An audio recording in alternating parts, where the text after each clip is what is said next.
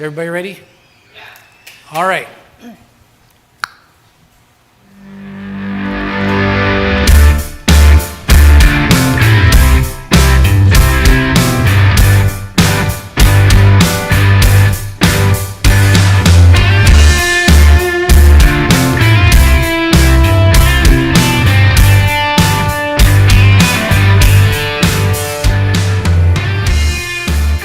Welcome back to the Balancing Act podcast.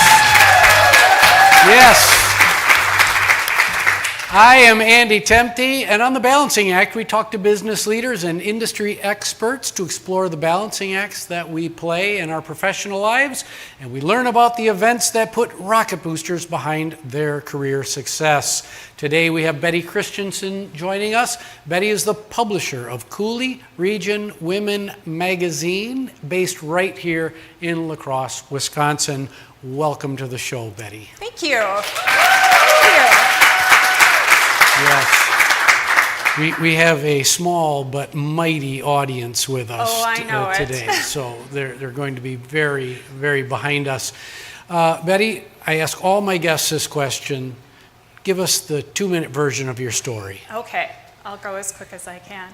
So I feel very lucky right now to be in the business of telling stories, because as a kid, stories, books, reading was so central to my life. I was actually at a writer's workshop this weekend, and it made me, just the exercise made me remember that even as a kid, I loved to read books about girls, like myself, but in different times and places. So Little Women, Little House on the Prairie, all the Lois Zelensky books, everything. And I would go through my days envisioning myself in the middle of my own story, like as if someone were writing a book about me. So I suppose it was inevitable that when I went to college, I became an English major, and I went to Augsburg College in Minneapolis, which turned out to be a really great choice because Minneapolis is second only to New York as a publishing hub. And it didn't take me long to figure out that publishing was a place I loved to be. I had an internship at a publishing company in Minneapolis that turned into a full-time job. That was doing kind of your basic entry-level copy editing. Then I took another job at another publisher where I was a development editor. And in that position, I was working on nonfiction books and really working with writers, helping them flesh out their ideas, structure their stories. And it wasn't long into that job before I realized this is something I could do myself. And that led to an interest to go to graduate school for writing. And I did. I moved to New York. I was married at that point, so I took my brand new husband from the Midwest to New York. And I went to Sarah Lawrence College to earn a Master of Fine Arts in Nonfiction Writing. And I always tell people you don't need a fancy degree to become a writer, but I wanted to do it for the experience, and it really paid off because in New York I had experiences, met people, got to work in publishing. I'm also a knitter, so I really found my niche in knitting magazines. There were a few different ones being published out of New York, and I would write and edit for them. That work with knitting magazines and being part of that genre led me to have the opportunity to write a couple of books, one in knitting. It was called Knitting for Peace, collection of profiles really about women making difference in the world through knitting, whether teaching or for charities. Anyway, that led to another book by the same publisher, and eventually I made my way back to La Crosse, discovered that my magazine editing experience had set me up well for the job I have right now with Coulee Region Women. That's awesome. So your books, are they available out on Amazon? Can we? They are. It's been a while since they were published, but they're still out there. So Knitting for Peace is the first, and the second one is actually it was written for the 100-year anniversary of the Girl Scouts. So so it was the history of the Girl Scouts in America, and there's a long story behind that book that I won't get into tonight. But very cool. So speaking of books, I want to write a third book someday called Rocket Booster Moments. And that is this next question. What's your rocket booster moment? What just was the accelerant behind your career? Well, I have to say, the best accelerants for me have always been when I made a connection with a person, when I met someone who could help me take my career to the next level. So I would have to say that my rocket booster moment was meeting the woman who became my editor, Melanie Fallick. And I had known of her for quite a while because she'd written this beautiful book called Knitting in America. She was the editor of a knitting magazine called Interweave Knits. And I was learning about her at the same time I was, in New York, in school, working on my own writing. And I just idolized her. I was just in awe of her and everything she had accomplished. I wanted to be her. And shortly, well, I guess a couple years into my grad school, I was working on my thesis project. So I wasn't actually taking classes, but I was writing away during the day. And I took a part-time job at a yarn store just to help fill the time and give me a break from that thesis writing. And one day she came and to do an event around a new book she'd written. I was so excited. I was finally going to get to meet Melanie, and she came and she gave her little talk and she was signing her books, and I kind of came up to her and I said, hi, my name is Betty Christiansen. I do a little writing for and she looked at me and she said, what did you say your name was? And I said, Betty Christiansen. And she said, you have made my life so miserable. I said, oh my God, I had no idea. Wow. But it turned out I'd written an article for her competitor that it was on knitting on college campuses. It was a great article. It was fun to write, really well received. Simultaneously, she'd assigned the same story to one of her writers, but mine got published first. And when the other writer saw it, she was like, I'm done. I can't top that. And so she had to scramble and figure out at the last minute what her new cover story was going to be. But we shared stories, we talked a little bit, and by the end of the event, she'd hired me. So I began writing and editing for her on her magazine, and really got a crash course in all aspects of magazine production. Assigning stories, writing stories, editing stories, how it all came together. Then she left her magazine to work at a publishing company, where she began that publisher's craft line. And she brought me along as a book editor, freelance, and she said, if you ever have a book idea, let me know, because I'm in a good position to get you published. And that's how Knitting for Peace got published. That is a wonderful, wonderful story. So tell us more about Coulee Region Women Magazine. So we call ourselves the Area Home and Healthy Living magazine. We're focused on women, their health, their families, and what they contribute to the community.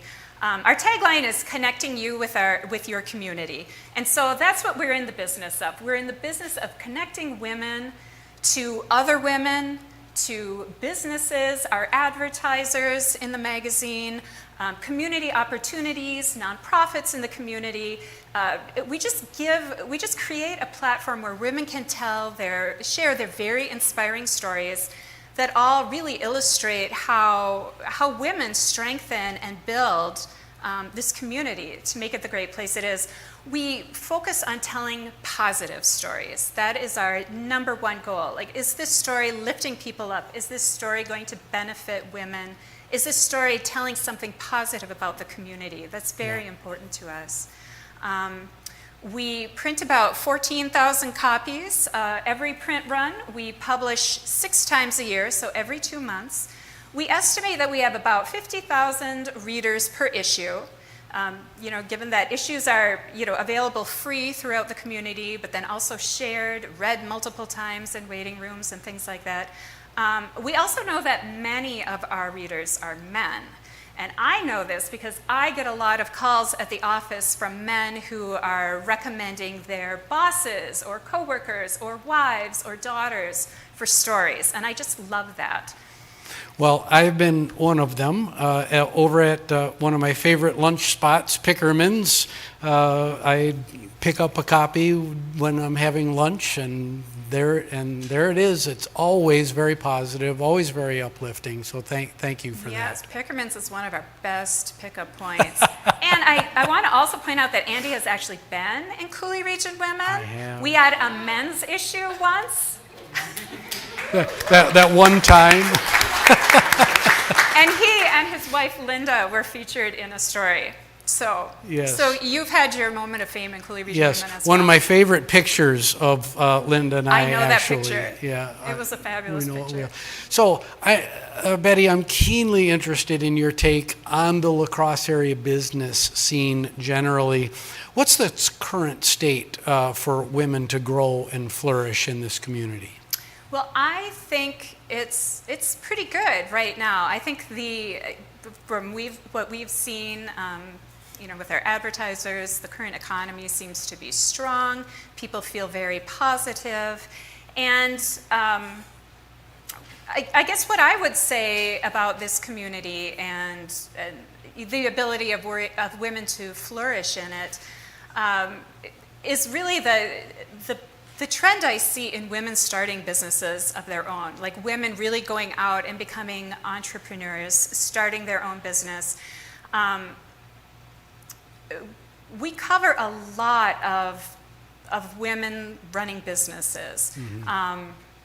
And I think there's a number of reasons that women are doing this. First of all, it is a pretty good, it's a good time to be starting a business.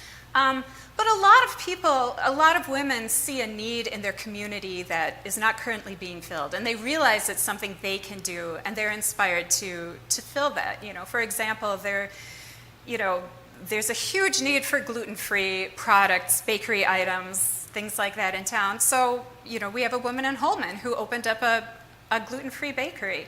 Other women have talents to put to use. Maybe they don't fit neatly into a job somewhere. They're not interested in working for another business. They want to see their own skills put to use in their own way. I think of a story we just ran in this current issue about a very young woman who started her own landscaping company. She was kind of at a loss of what to do in life, but this was something she could do, and she realized no other women were doing it. She realized women loved having women to come and do, their own landscaping.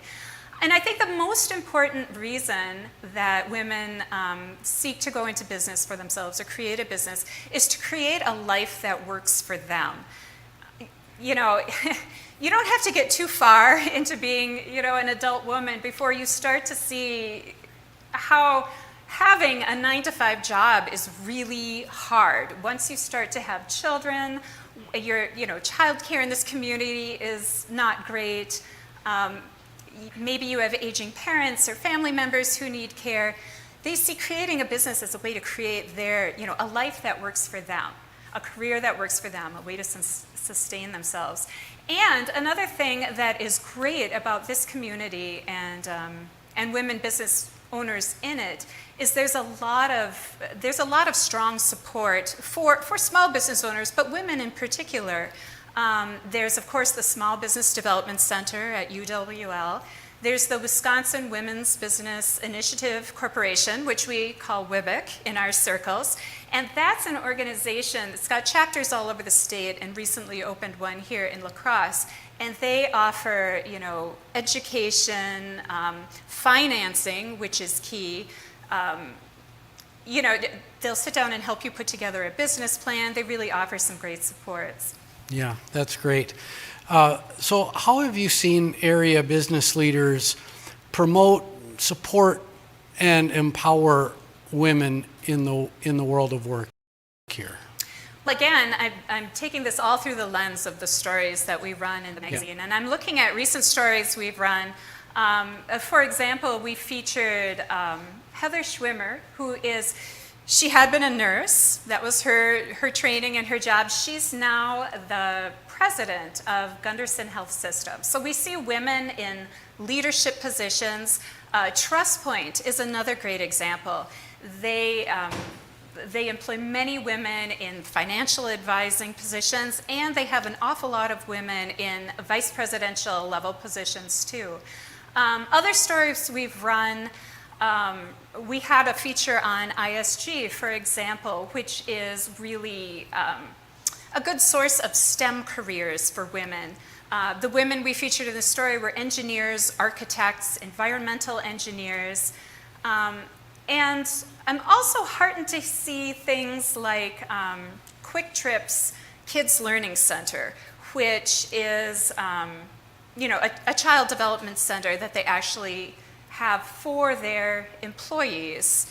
And I think that's very critical as a support to women, and I wish more companies would be able to do it. I know it's expensive and complicated, but there is a huge need for childcare in particular in this community. And it's something that holds women back. It holds them back from the workforce. It holds them back from advancement opportunities. And I was just reading an article in the New York Times today about this tension women have between being mothers and being, having creative pursuits or career pursuits. It's something that they both equally feel passionate about doing as well as they can. And it's just, in many cases, just not possible to devote as much attention as they'd like to each. So helping women alleviate that juggling act is critical. And I'd love to see more of that in this community. Yeah, a bit more mental agility and a bit more open-mindedness and really being an ally, speaking as a male of the species who has frankly had a lot easier time of it, to be blunt. And, how can we help be an ally and learn and understand and really have an open mind? Well, I can tell you a few things that's helped us at Coulee Region Women. Please. We have we're unique in that we have a very small staff. Everyone is a contract worker, so they're basically doing what they do on a freelance basis. But we are able to offer an opportunity for women to use their talents, but we promise them just maximum flexibility. We pride ourselves on being a workplace where a woman can be a woman. She can do the things that a woman needs to do. Raise children, keep a household together, take care of elderly parents, do all those things, and yet have a supportive and really satisfying place to do what she does best, whether that's editing or graphic design or sales or networking. That's something that we really feel we have to offer, and just that flexibility, I think, is a really key point, and that's something even more structured businesses can do. Yeah, absolutely.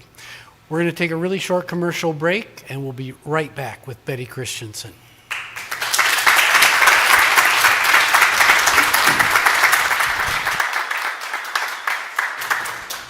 So we're probably just a little over on time. Oh, okay. So we're gonna. I knew I was gonna do that. It's all good, man. Isn't it all good? Yes, doing great. Okay, in 3, 2, 1. And we're back with Betty Christiansen talking about magazine publishing and the overall health of the La Crosse area business scene. Let's shift gears just a little bit to your specific career arc. As the publisher of a regional magazine, what's the most important balancing act that you have to play?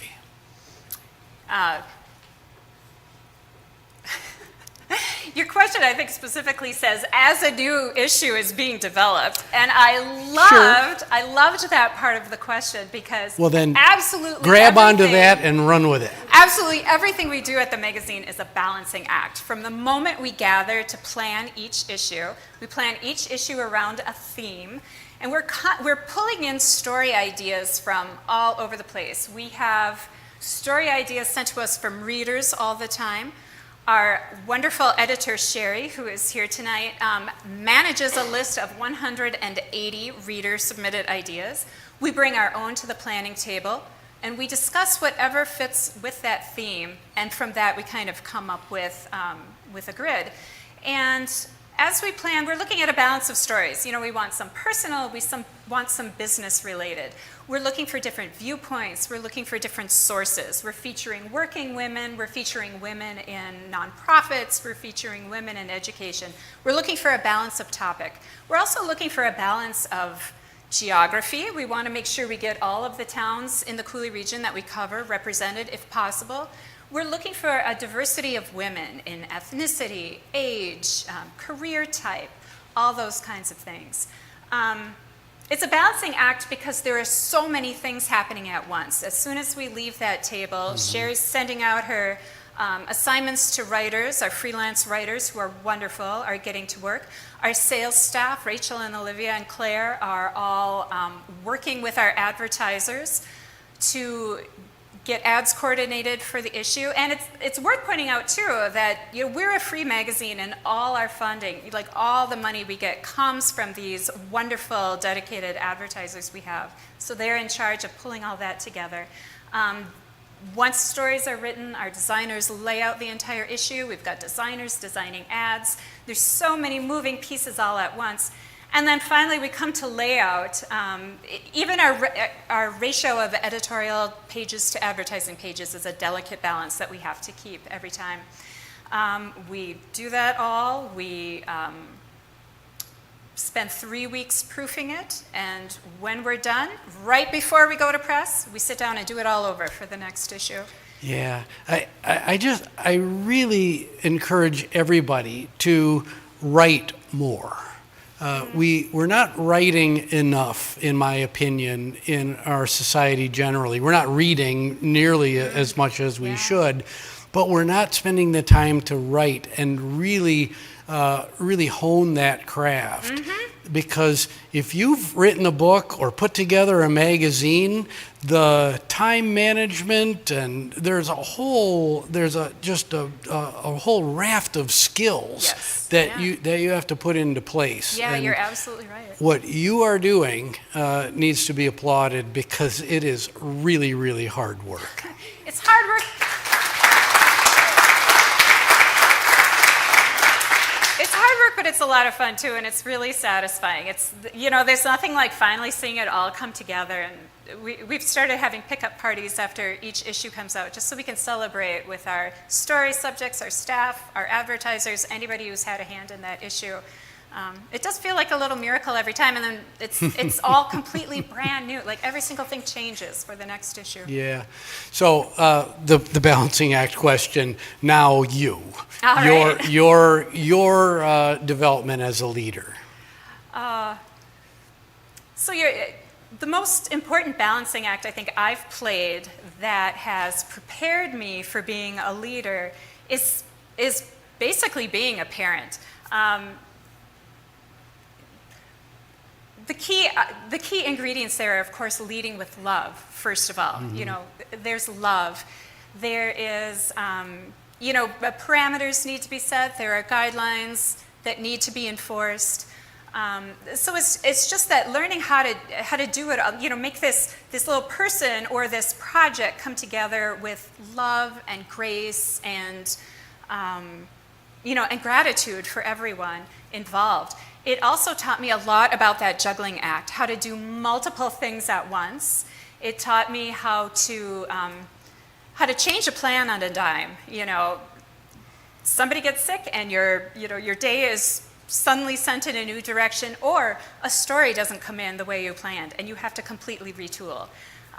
So all those kinds of things, the flexible thinking, the juggling, the leadership, and the two words that I've mentioned already, these are the two that I always try to keep in mind. It's taken me a while to kind of figure out what kind of a leadership style I have. And I realized it's one of grace and gratitude. And so grace,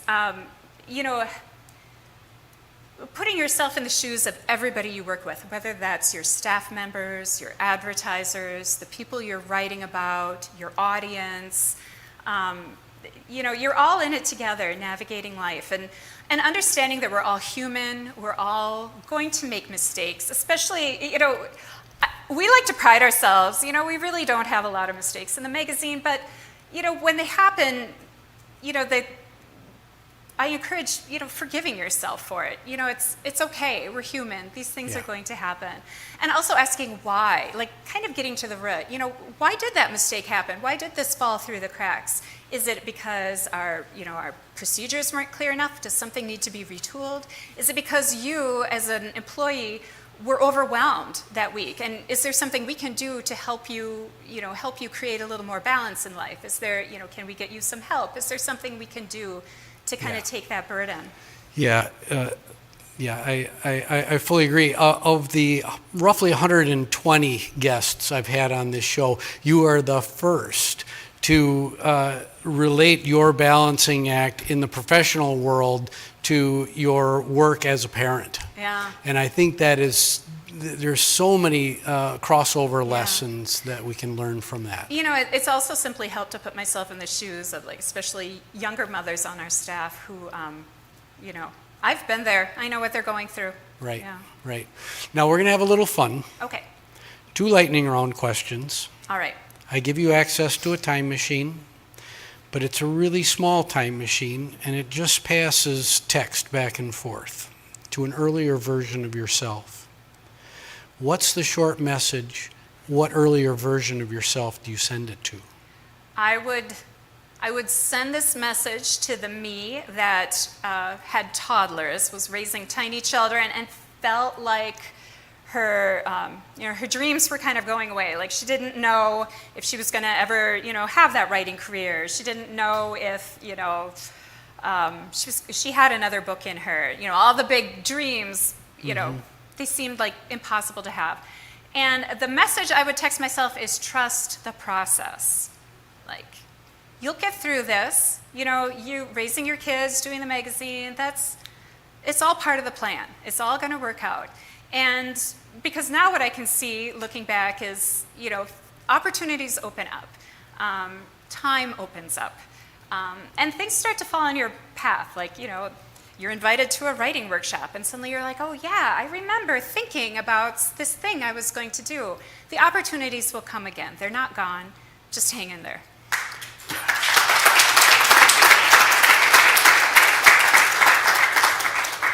So many of us, myself included, want to fast forward into the future and to the what's next, and that trust the process, be patient with it, especially the message for our wonderful students in the audience. It is a great one. Now, we're all works in progress. What are you focused on right now in your personal journey of growth? Personally, what I would like to work on, I've said it before, I'd like to get back to some writing. I love doing the magazine. That's definitely, a great thing to have. I have had the opportunity to pick up some book editing projects, and it's kind of sparking that idea. It's reminding me of those dreams I had, and like, maybe this is time to get back to them. When I say trust the process, that's part of it. Opportunities come your way. Do we think it's time for her to get back to writing?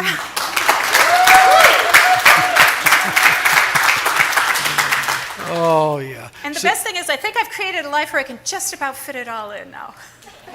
There you go. Well, I have, and this is true for writers, me particularly, is do a little bit.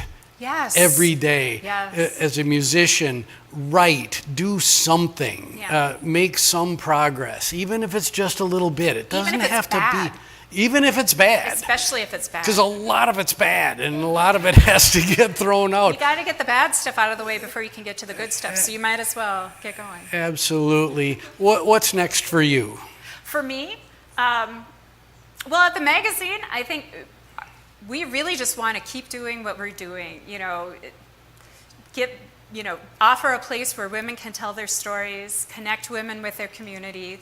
We're in a good spot now. We're kind of, COVID is kind of behind us. That was a tough spell, and nationwide paper shortage was also very interesting. But we're in a good spot now, and we're just happy to dig in and keep going. And for me, like I said, I'm looking forward to some of these, to getting back into books in addition to the magazine. That's sounding like a lot of fun for me. And then, seeing where that takes me. That's wonderful. Betty, it was It was just fantastic to have you on the show. Please give Betty a nice round of applause.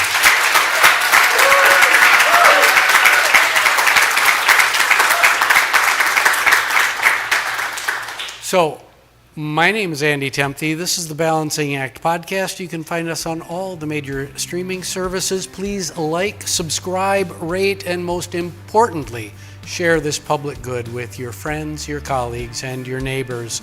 We'll see you next time on the Balancing Act.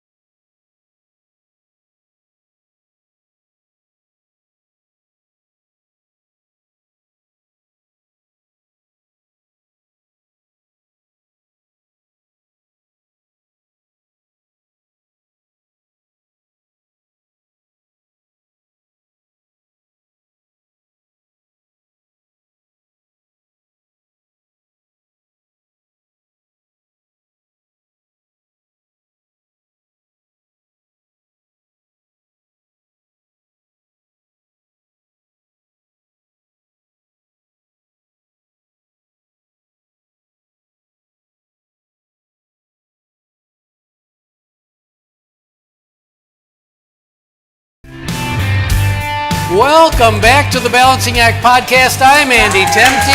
Yay!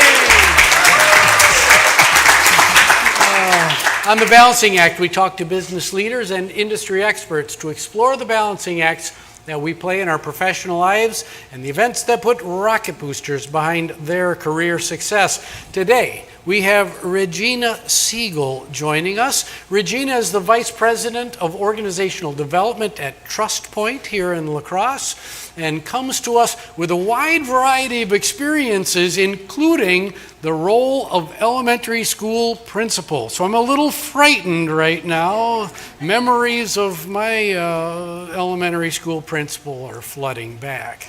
But I hear, the rumors are that you were fantastic as a principal. So we want to learn more about that.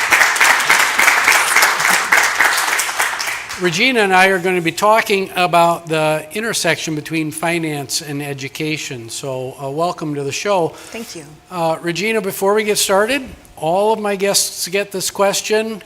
Please tell us your story. Yes, and I think you had said in 2 minutes or less, right? So That's the the goal. really quick version is before I was even conceived, I had amazing grandparents on my mom's side. They came from Czechoslovakia. They were not first generation, but hardworking farmers, a long line of farmers on my mom's side. If you could meet my mom, blonde hair, blue-eyed, sweetest lady to this day. People call her Smiling Maggie, Smiling Maggie. Everything's always happy. Her real name's Margaret, but she was always, when I was in performances, she'd be in the front row smiling at all the kids, where my dad is more the realist and the idealist, and he might be in the, closer to the back, or maybe even tell me about it when you get home, how your concert was. So I had really neat parents, a diverse background.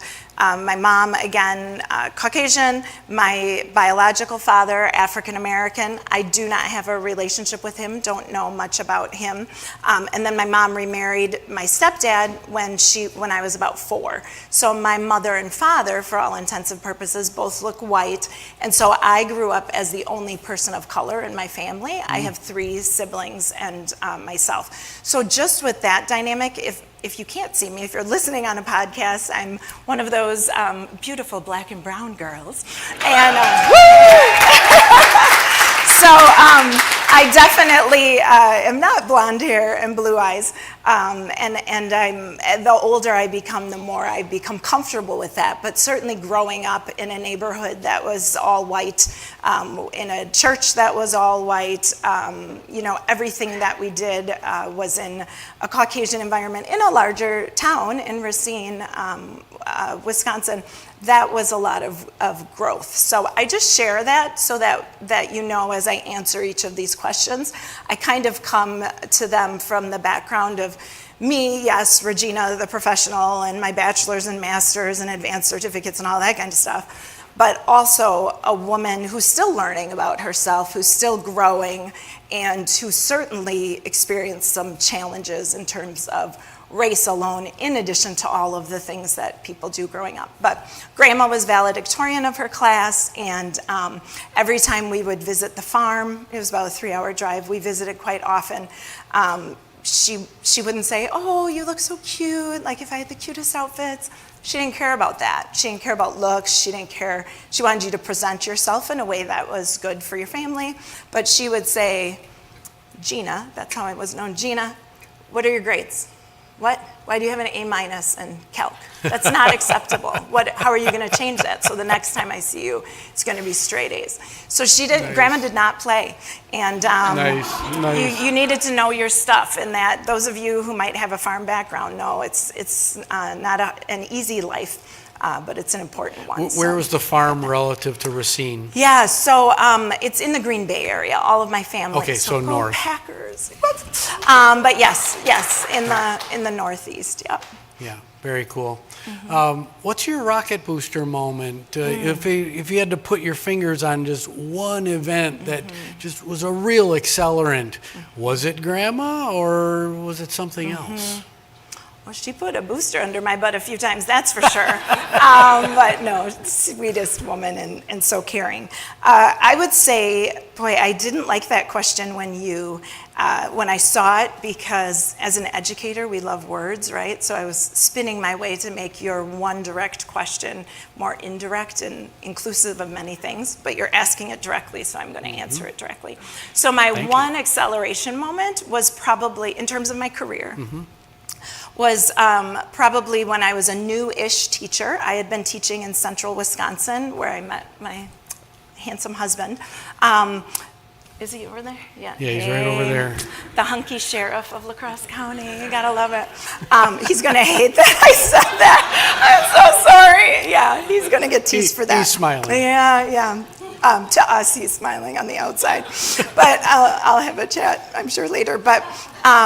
But when I was teaching, so I was young, and I was loving teaching. I thought I was going to retire as a teacher, just like my mom did. And I had a school principal that came in to see me. And when I say young, I was new, a brand new baby teacher. I'd probably been teaching 2 or 3 years. And she came in and said, "Gina, you're doing a really good job with teaching. You've got 100 middle schoolers in a choral environment, and you've got the behavior down, they've got good choral literature, they've got the music theory. but what's next for you? And I'm like, well, I'm going to teach. She said, I'm not going to accept that. We're going to have a path. So she was that first person to say, good enough isn't good enough. Right. And she led me in the path of administration, and I was not interested. I didn't want to be a principal. I didn't really like that job. Everyone loves teachers. Not everyone loves the principal, right? But she really pushed me to that next step, and was Diane Miller, that first accelerant in my career.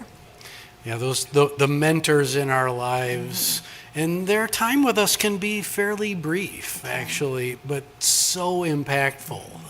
And they get that label mentor because of the depth of the impact that they make. So thank you for that.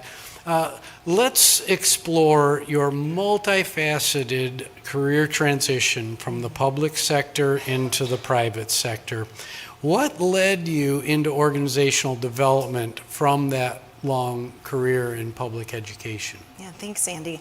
So I was in education for about 22 years, teacher, principal, of the middle school. Now that's the scary one, right? I loved middle school teaching. I loved being a middle school principal, but it's just so funny, every day is a new school with middle school and elementary principal. And then I ended my career in education as the director of pupil services for the school district of La Crosse. So I loved it, and I'm a sponge on the Clifton Strengths Assessment. One of my top 5 strengths is leader, and learner, and I'm definitely a learner. I just want to learn something all the time. So, well, leaders are learners. So thank you. Good point. You actually didn't You must slip. be a professor, aren't you? You've got those great little side comments, but that's so true. And so, as a learner, I was loving what I was doing. I never felt, if you talked to my husband, he would say, what hurts me most in terms of development is I'm a perfectionist. And so nothing was ever good enough. So when I was a teacher, I wasn't good enough. There was so much more I could do. As a principal, I wasn't reaching my goals as quickly as I would want them. Mind you, no one was saying that externally. No, it's all in here. I'm sure I had a few people who thought I could do much better, but for the most part, it was all me. Yeah. And after 22 years, I was really at the height of my career. People were calling me from Washington, D.C., from the state to help testify about things, to help write legislation. Like, this was great. I was loving what I was doing. And I happened to go to make a presentation to a private business in town, and fell in love with the company, the people of the company. I was at a staff meeting, fell in love with their quest for knowledge and for helping the public. And fast forward a week or two, and I was asked if I would be willing to consider joining that business. And at first I laughed. And if you would know our past CEO, Kent Handel, you would think he would be done with you then. And I can't believe that I actually got the job, because I was not prepared for that question. And so, so fast forward, and I really think that I'm still a learner. I know I'm a learner. Oh, yeah. And I really see the juxtaposition of the field of education and what I do now in private business really fitting together well. And really, I'm still educating, coaching, and learning. It's just with adults now, and instead of protecting the rights of children, I'm protecting the rights of perhaps elders in the community who are being abused or having difficult times. So they're very similar. Excellent. Now, a lot of people get on a career track and they feel like they're stuck in that for life. I'm going to be a blank for forever. Well, what's the most challenging aspect of your career transition from public education into organizational development? And what was the most difficult, and then what was the easiest? Because a lot of people are out there going, I'm stuck, I want to do something else, but... And I'm going to tell you, Andy, the decision was pretty quick. And I think my husband, who knows I overthink and have spreadsheets, like 12 spreadsheets for one decision, when I said, I think I would love to work at TrustPoint, he was like, what? We're not even going to have a big talk about this? So now when people say, you were so courageous to make that move, I'm like, geez, if someone would have told me then, I probably would have freaked out. So Right. to me, it just felt right. The most difficult thing was going from the height of my career when people were asking me for advice and calling me and flying me places to learn and offer insight, to being the newbie in a company where, frankly, I knew about what was done, but I by no means was an expert in the field. And TrustPoint is multifaceted, so everything from retirement planning services to investment management to trust management, and so going from knowing everything to knowing almost nothing, that was difficult for me. Yeah. That was difficult for me. And the easiest was probably realizing that people are people, and TrustPoint has some of the best, my colleagues, and I would say that for the schools I was in, and that people really do want to help. Yeah. I do. I think many people are driven by that desire to help others. So the easiest part was just jumping on the bandwagon, doing my research, learning, growing, and joining with others for a common goal and common good. That's awesome. Before we take a quick break, let's give prospective career changers a little bit of advice. After the break, we're going to talk more about education and finance, but let's run a little thought experiment. You've got a mid-career professional sitting right in front of you right now. What advice do you have for them if they're considering making a major career change? I think what I would say, what I would say, let's say you're the mid-career person, is lean on the people whom you trust. Find those mentors. If you don't have mentors in your profession right now, go to people whom you trust and admire, some who know what you do, some who do not, and listen to them. And listen to the feedback and tell them what you're thinking about, and just be a great listener and trust others, but ultimately trust your mind. Do your research, do the spreadsheets, look for the data, and then follow your heart. Thank you for that advice, Regina. We're going to take a really quick commercial break, and we'll be right back. Great. Thanks. Is the pace okay? So we're going to come back. Ready? In 3, 2, 1. And we're back with Regina Siegel talking about the intersection between education and finance. It wouldn't be the Balancing Act podcast without discussing, a balancing act. So what's the most important balancing act that you've played that's contributed to your personal career success? Thanks for asking that, Andy. I've thought of this a little bit as I've listened to your podcast series, which, by the way, has been really exciting to hear. I've learned a lot. You've had some amazing guests. Thank you. And I have to thank you. You don't toot your own horn. What you and your wife do for the community and giving back to our community here is pretty amazing. And so, thank you for that. Not to mention your musical prowess, too. But, but for me, when I think of my personal and professional balancing act, I think I would take a little different twist on that, because my most difficult but most exciting piece of the balance is, yes, being the wife, mother, professional, all of those pieces, but balancing that with knowing your power and your presence in the community. I've had people come up to me when I was a principal, mothers, tears in their eyes. La Crosse, we have some diversity, but there's not, certainly there aren't a lot of people, especially when I started 23 years ago here, that look like me, brown and black folks who look like me. Mothers streaming, tears down their eyes because they thought, oh my gosh, my child is going to be safe because there's a person of color in this school. That's monumental. Yeah. So knowing your power in your presence, and the balancing act of being my authentic self, which I'm learning more about every day, and I hope we all are, and realizing that I'm a role model, and that's scary at times, but understanding that and knowing that the power in that, of bringing people together, of knowing that people will listen at all times. So just, what I can do for children and for communities, and just being one small person, but how giving back to others can be to have such a huge impact. So balancing my personal wants, needs, desires. My husband and I would love to be on the river 24/7 when the weather is nice.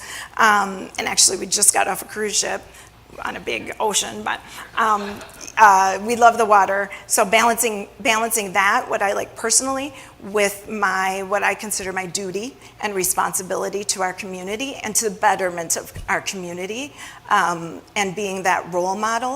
And it's a tough balancing act, but one that I believe is very, very important. So if what you just witnessed here was a master class in the balance between professionalism and vulnerability. If you want to see what vulnerability looks like in action, that was it. That balance between professionalism and vulnerability. We need more of that. Thank you very much. Regina, one of the reasons I wanted to have you on the show is that the wealth management industry and finance generally is populated by a bunch of guys that look like me. Really? Really big shock.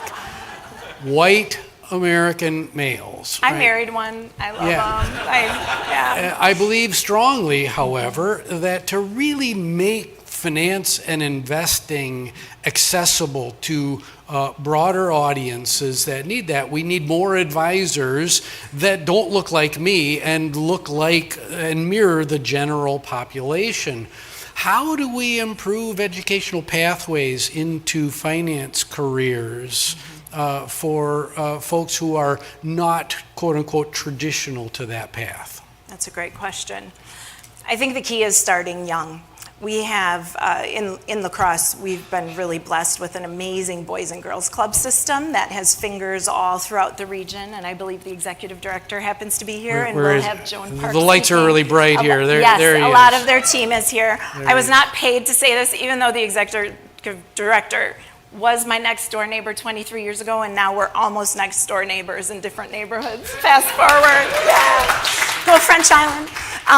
But no, but with the Boys and Girls Club, what I've learned as an educator, watching, as a board member, as someone who wants to give back, is the power of the young child's mind, and helping the children understand from a young age, just in little pieces. So many of our families, many of our children growing up maybe don't have, especially in the disadvantaged populations you referred to, don't have a mother or a father or a grandfather talking about, hey, there's a really neat career in finance where you get to talk to people. I really believe great financial advisors are great relationship experts. So they don't, you can find answers now to almost anything by looking it up online. It might not be correct and accurate, but where we really see the value, at least at Trust Point, is the relationship, the one-on-one relationship we have with our clients and industry. So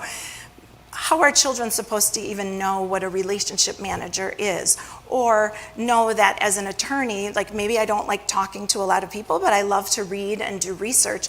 There's jobs where you can sit and research things all day and give your opinion on things and write.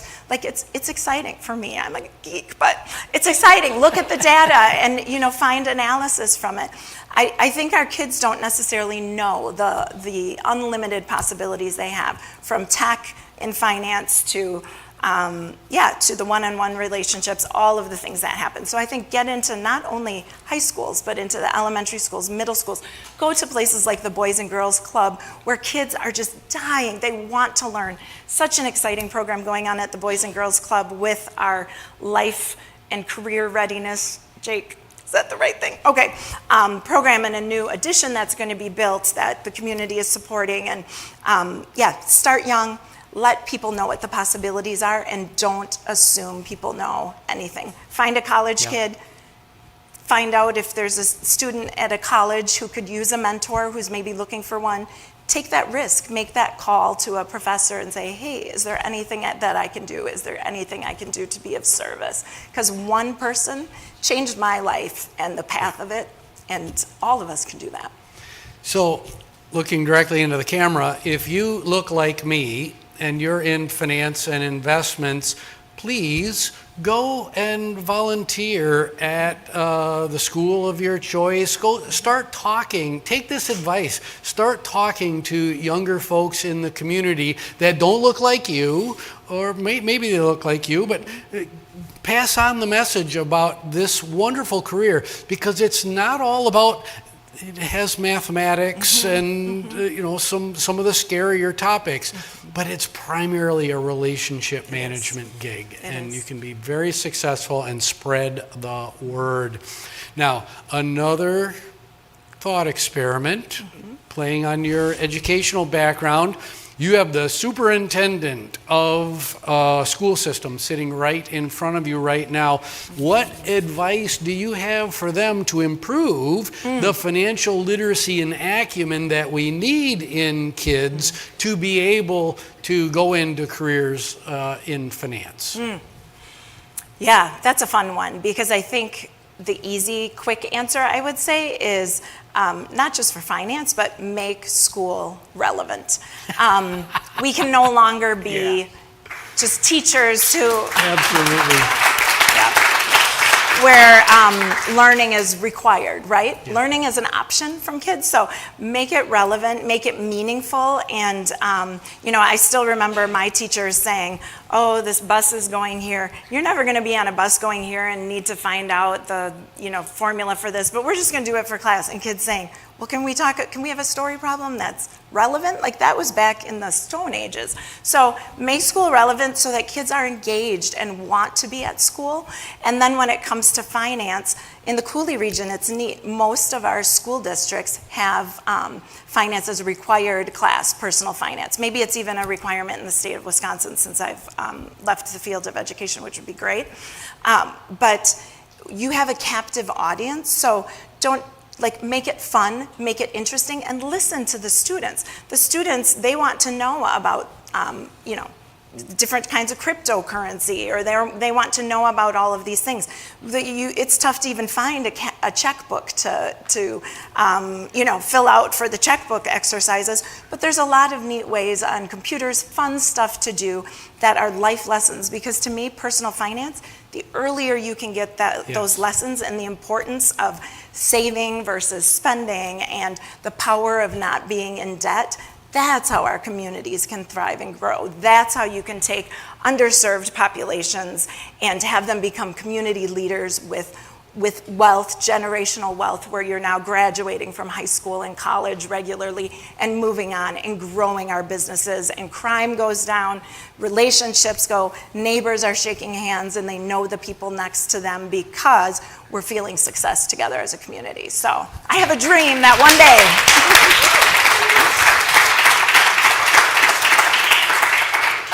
Experiential learning, making learning fun, making learning relevant, especially in the STEM fields, science, technology, engineering, and mathematics, of which finance and economics is a derivative. So, Regina, we have these fun lightning round questions. The first is the time machine question. I put you in a little bitty time machine, send you back to an earlier version of yourself. What's the message, and what's the earlier version of yourself? So I'm going back to 4-year-old Gina, who I still remember this like it was yesterday.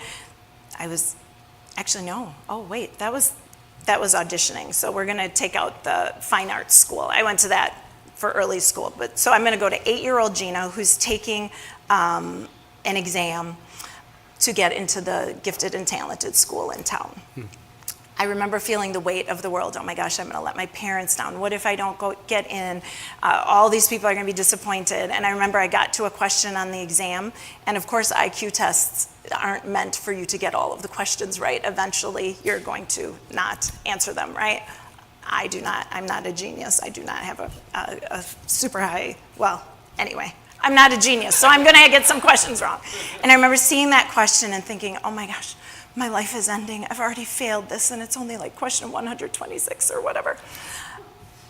You don't have to be perfect. Perfection was something I still struggle with. I still attain, and perfection halts progress. And sometimes knowing when it's okay. Yeah. Most of the time, you don't have to have perfection, right? Yeah. So that's what I would say, and I think that would have changed my life. I'd find more satisfaction and happiness. To my students in the audience, we just talked about this, that perfection is the enemy of excellence in many cases. So I liked what you just said, though, that perfection can prevent progress, all the spinning and trying to get that last bit done. So thank you for that. You're in learning, you're in development, leadership development, which learning is a huge part of it. What are you learning about right now to affect your journey of growth? Yeah, so I'm learning a lot of, technical pieces that I won't bore you with, but I always love learning. But I think my period of my life right now, I'm learning those important life lessons, or probably relearning things that your kindergarten teacher probably went over with you and tried to teach then. But basically the power of allowing other people in. So kind of with that perfection, I don't know why, but for much of my life, I thought I needed to know it all. In order to be the best principal, I had to know all the answers. Well, of course, that's impossible. And so I'm learning to lean on others. And it's just amazing. Today, for the very first time in my career, I called a think tank of young professionals in our company because I'm working on something, I'm stuck, and I needed young, fresh minds to help me get over the hurdle. And as is always the case, not only did I get over the hurdle, but I have a list of about 20 things I'm going to look into because they had so many other great ideas. So yeah, I'm learning about the power of not just being in teams, I've always been in teams, but of truly listening and trusting to others and not having to know all the answers. Great job. Thanks. So, what's next for you? And I heard a rumor that you are the current Mrs. Oktoberfest. Perhaps, so yes. Where does Regina Siegel go from here? Yeah.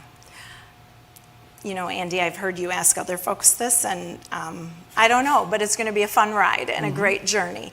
I'm a big believer in it's not about the destination, it's about the journey along the way. So whatever is next, it's going to involve building relationships with our community, building relationships with the colleagues and others that I work with, trying to bring a little more fun into my personality and into my life. And we have a new grandchild. So congratulations. Thank you. She's perfect. So really realizing in that balancing act of life that the biggest rocket booster for me is being with the people I love and serving others. So I love where I am, but if you would have asked me 30 years ago, what are you going to be doing in 30 years, I would have said, I'm going to be a teacher in that very same class that I was in when I first started. So I'm going to be doing fun stuff and learning a lot and being humble and letting, trying to make the world a little bit better and a little bit brighter. And having fun with Oktoberfest family. Prost.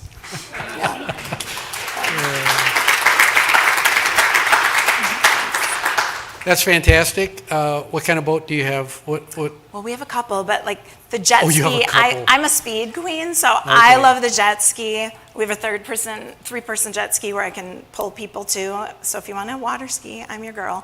But the sheriff just we traded in our boat. He's got a new pontoon boat that is pretty fabulous and the lap of luxury. So that's what I'm going to be in most of the Good. summer. Well, Linda and I will see you guys on the river this summer Awesome. for sure. Great, terrific. Thanks. Regina Siegel, thank you so much for bet. being on the show today. Thank you, Andrew.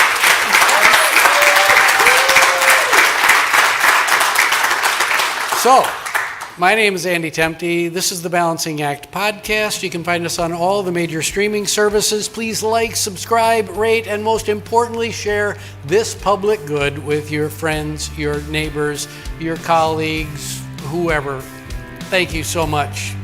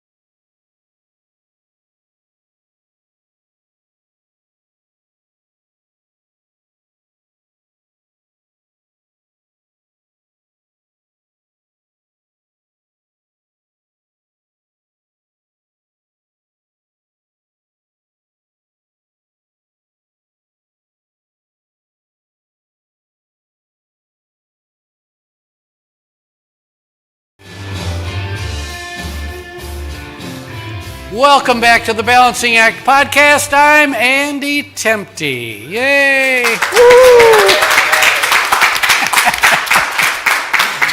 On the Balancing Act, we talk to business leaders and industry experts to explore the balancing acts that we play in our professional lives and learn about the events that put rocket boosters behind their career success.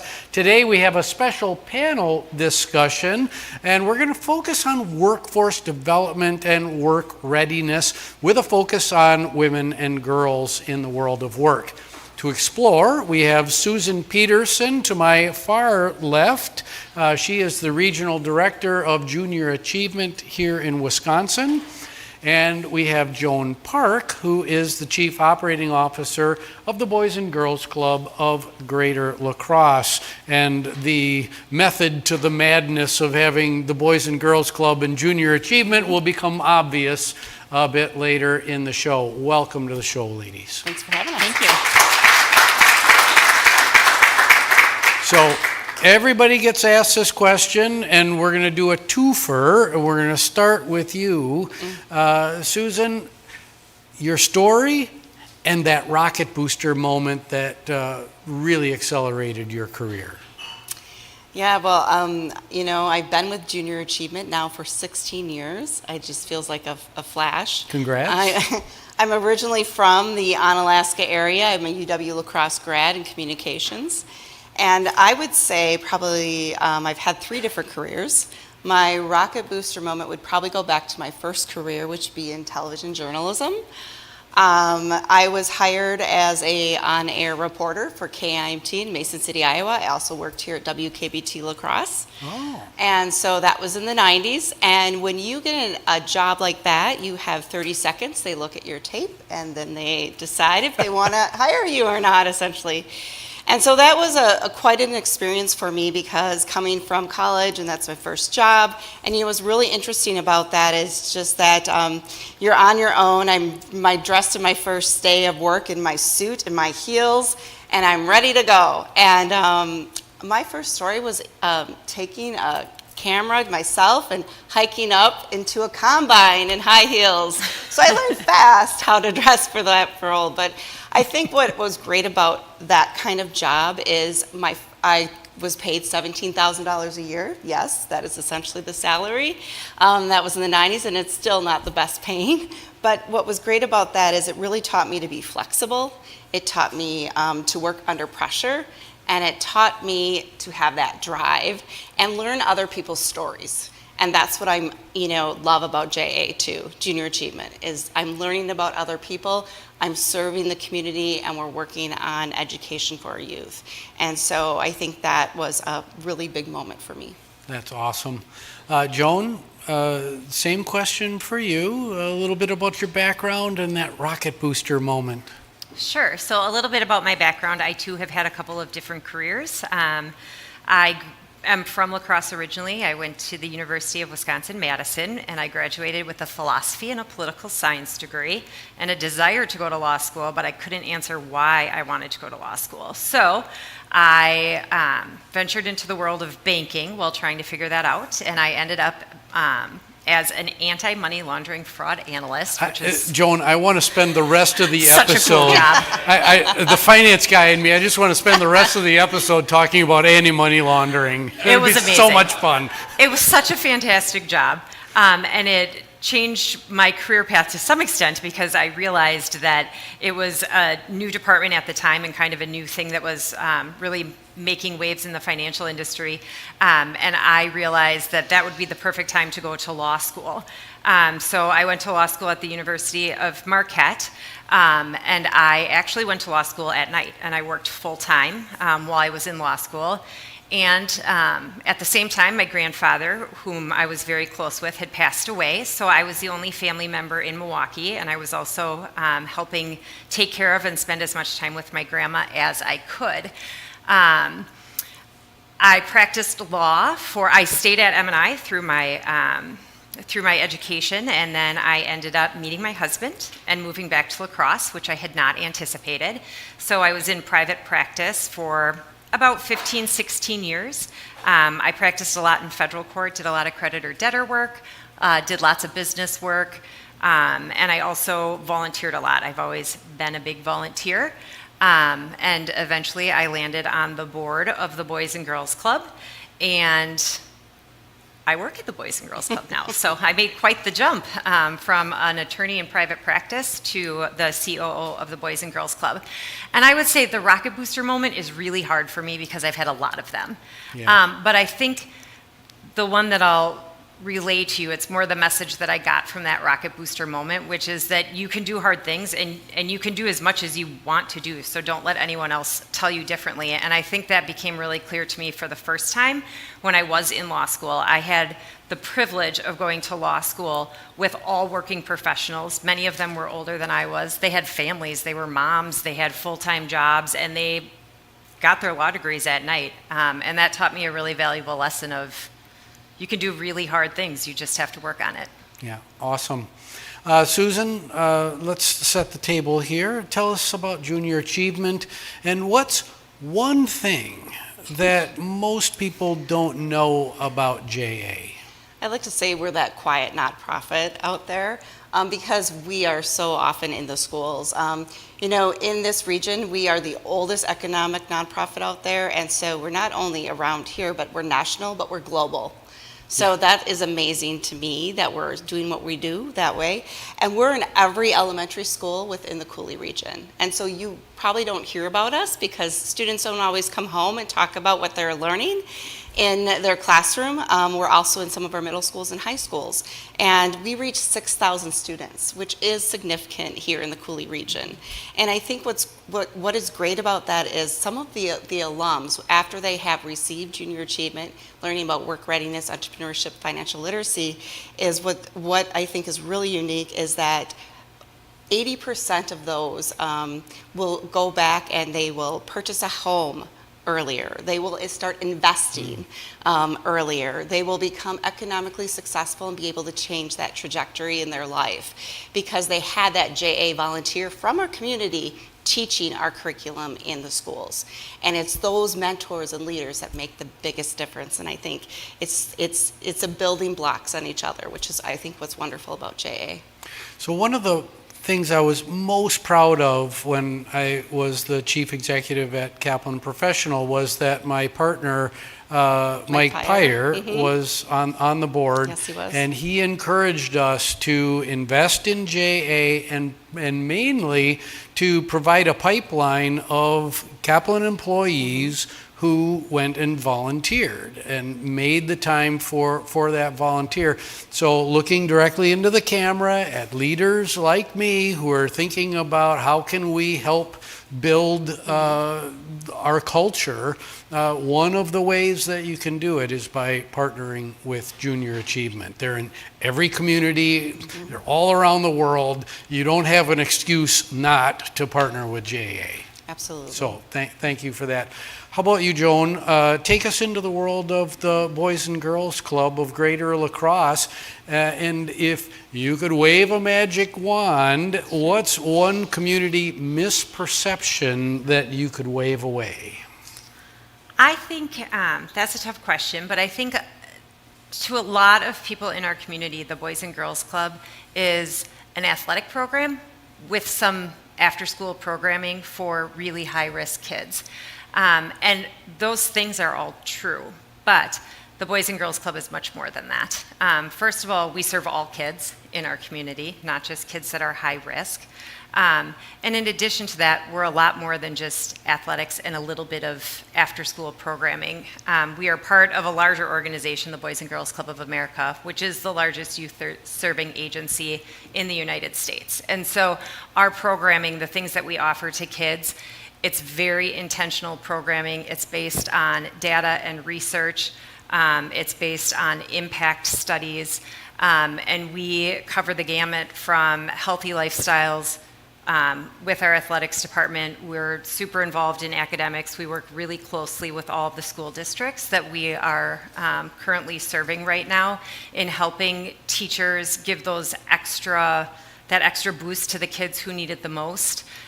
We also have a really strong mental health program that we run, and it is a separate program where people can receive services as needed, but even more excitingly, I think, is that it's actually integrated into everything we do every day. All of our kids are getting some mental health services, regardless of whether or not they realize it, but teaching those skills. So the Boys and Girls Club is a lot more than just some after-school programming and athletics. Yeah, thank you for that.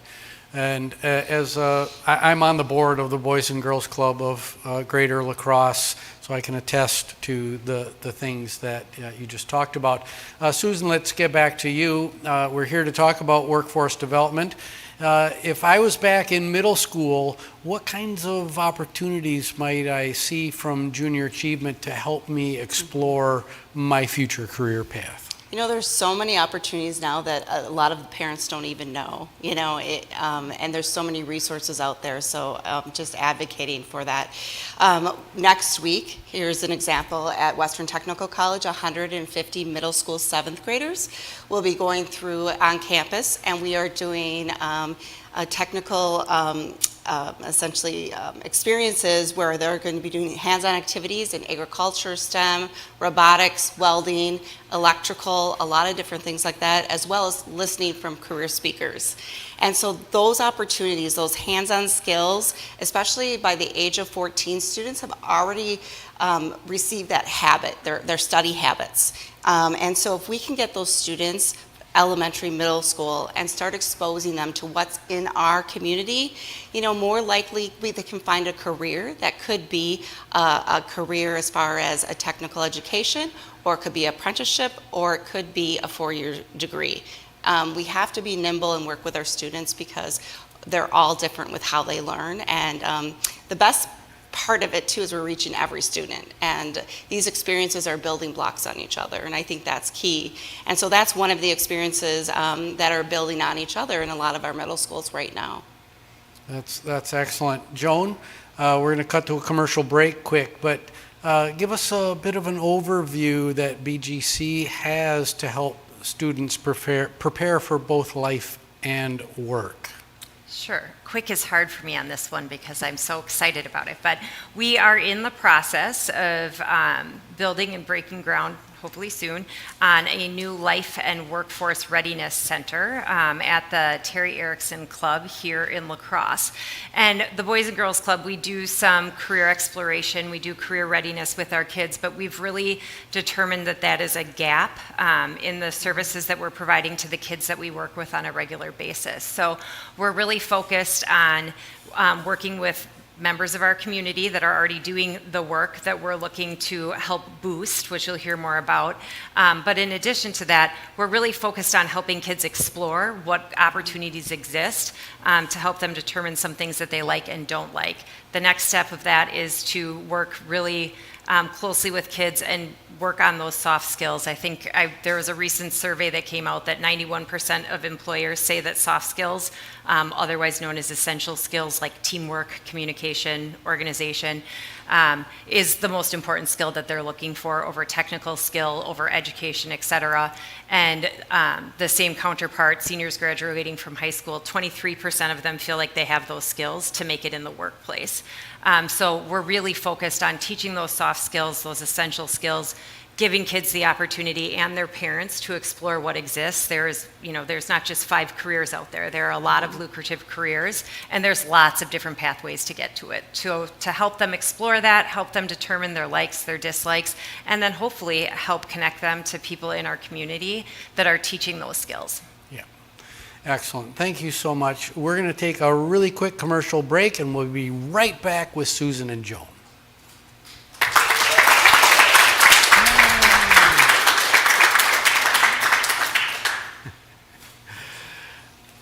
Boy, this is a long question, isn't it? Yes. For a 2-minute answer.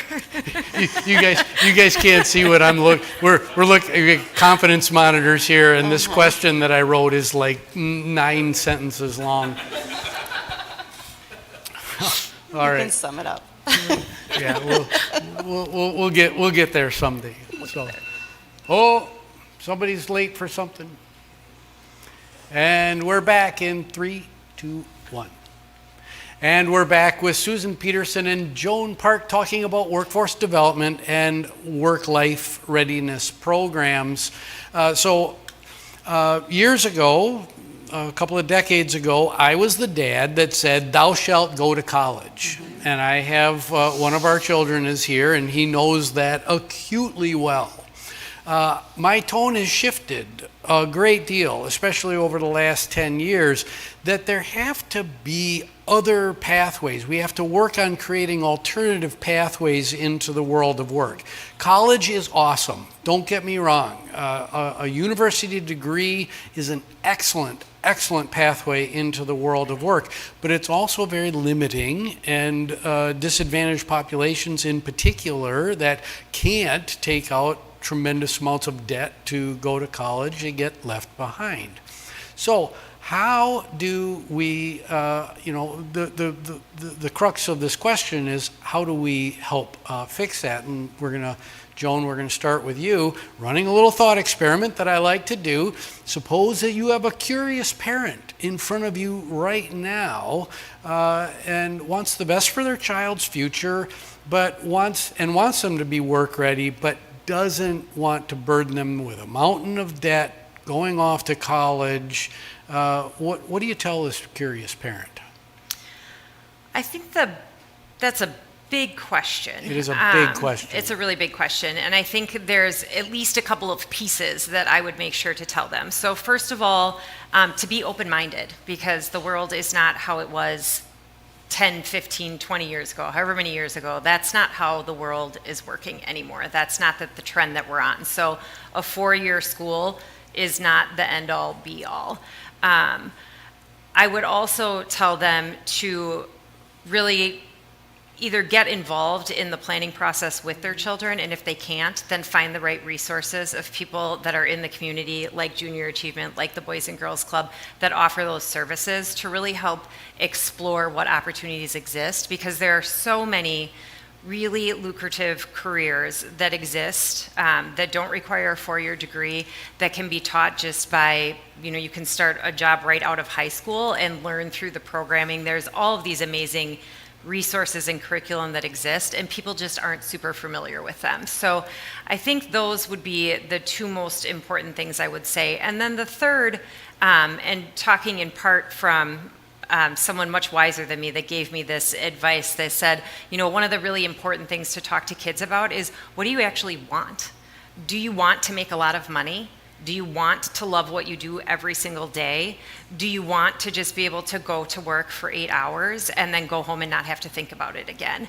And have some of those real conversations with them to help steer their career path, so they don't end up with a mountain of debt to do something they they had no intentions of doing. So engage in those conversations. And in my former life as a bankruptcy attorney, I met with a whole lot of young people that one person, for example, had almost $200,000 in student loans for an online culinary degree. So have those real conversations talking about financial backgrounds. I mean, we all have goals and dreams, and those are wonderful, but you have to be realistic as well. So have those conversations with your kids and work together and lean on other people to help guide them. And let's all work to try to help make the trades cool again. Right. The trades are a wonderful path into financial stability for families. My family owns a manufacturing company, so we have all the latest technology. We employ about 120 people in the Sparta area and that Sparta community in manufacturing, and it is an amazing, very lucrative career, very rewarding, and it opens a lot of doors for a lot of people. Yeah. Susan, same curious parents sitting right in front of you. What's your advice? I think Joan also said it too, is being a parent advocate, really talking to your kids, not spending that time when you are with your kids sitting there on the phone and not having that conversation, which we do see sometimes, and really encouraging your kids to get involved in, if there are student competitions, if there are affinity groups such as FBLA, DECA, different types of organizations, not just sports, but different ways to get involved and explore those opportunities, I think are really, really key. And just being able to have that conversation, when you drive past a business, talk about what that business is and what that does. Because many of us, we have no idea. For Inland, what that does Inland do? In our community, and a lot of people don't know about it. And I think, one thing that we have seen in our J&A days is some of our keynote speakers that are entrepreneurs that talk about, one was a graphic designer, started a graphic design business, but what brought them there was they love to draw comics. So take something of your passion, find something that they're passionate about when they're younger, if they like to work with their hands, if they're mechanics, robotics, whatever it might be. But there are different degrees that you can build on something that's passionate and that can take them through. So we really need to be involved with our children, and I think that's important, and parents need to advocate those opportunities. Yeah, and I'll just pile on a little bit here and just recommend that parents need to kind of get over themselves a little bit and ask questions and be a little bit vulnerable and say, I don't know the answer to that, but I'm gonna go find out, and ask questions of individuals like you who are ready and willing to answer those questions. You're not going to hang up on anybody if they call, right? Absolutely not. So get out there as a parent, yes, and work and to get involved and get in your schools, get in your kids' Absolutely. schools. That's a great way. Or get involved with an organization like the Boys and Girls Club. Absolutely. So we've already talked about this, but I'm on the board of the Boys and Girls Club of Greater La Crosse. I've heard a rumor that JA and Boys and Girls Club are going to be working together a little bit more in the future. What's in the works? I'll let you start. Okay, I'll go first. So, just first of all, JA and the Boys and Girls Club have worked together historically. So this isn't new to us, but it is. We have more opportunities to do more together, which we're really looking forward to. So we have all different kinds of projects that we're working on. One of them is actually a project we've run before that had a lot of success that we're offering again this summer, where Junior Achievement is coming in with their curriculum, and our kids are going to have the opportunity to make a food truck business. They will have business plans, they will cook food, they will be judged, they will have a competition, they'll work on the marketing, on the budgeting, and we have done that successfully at one of our clubs, and now we are opening that opportunity to all of our locations, which will be really exciting for the kids in all the communities that we serve. We are also working on some additional career exploration opportunities in conjunction with Junior Achievement, and I will let you kind of talk about what some of those are. Yeah, we've been working closely with Brian Fukada and then also Tegan on some of the opportunities that we could potentially utilize the curriculum at the Work Readiness Center. And we do have a program called Jay, It's My Job, which what Joan talked about is soft skills. So communicating about yourself, learning how to use a cell phone, you'd be surprised at what you have to talk about with that. Learning how to communicate with someone else, being able to build your resume. So a lot of those key skills. And then also incorporating that financial literacy component that we teach. We're exploring an auto camp. We do have a curriculum piece about how to buy your first car, because all those things you have to think about when you buy your first car, insurance, all of the topics that go, when you buy a car is how much you have to put down for it and then what you have to pay monthly for it. And all those things that we don't talk about as parents at home, it's really key. But then putting in a hands-on tactile work readiness aspect to it is really important. And I think that's what Joan also has been talking about, is being able to provide that experiential learning for our youth. And we're hoping to infuse our curriculum in different ways and grow and learn as you build this Work Readiness Center. Well, I'm so excited, both as a community member, a board member, as an educator, former CEO, of the power of these two organizations working together to help grow our youth. We're going to start winding up the show a little bit here, and you guys get that same lightning round question, but you only get the time machine question. So, Joan, you're first. I give you the time machine, just a short phrase, 288 characters, 280 or whatever X demands. What's the message and what previous version do you send it to? I think I would send a message to myself when I was at the beginning of my career, starting a family, and doing a lot of hard things all at once. And the message I would send to myself is to trust me, trust myself, that have some faith in your ability to know yourself, know what's best for you, and to make good decisions for yourself. Because our worst critics, as we've talked about in class many times, our worst critics live right up here. They're not out there. We berate ourselves all the time. So I am by far my toughest critic as a mom, as an attorney, as an employee, as a boss. I am my toughest critic. So yes, I would say trust myself. yes. Thank you for that message. Susan, same question for you. I would probably go back to my mid-30s, a time when I was 6 months pregnant with my child, and I lost my mother. And then about a year after that, I ended up getting a divorce. So, I had to land on my feet and learn what was next. And I think that was a really hard time, but knowing how my mom brought me up, and the work ethic she had, is not to worry, and not to worry about the future all the time, but live in the here and now, in the present, with your family, with your job, and with where you are in life, because life is short, and you have to, take advantage of that, and know that I'm a kick-butt woman, and I can be strong, and I can make it.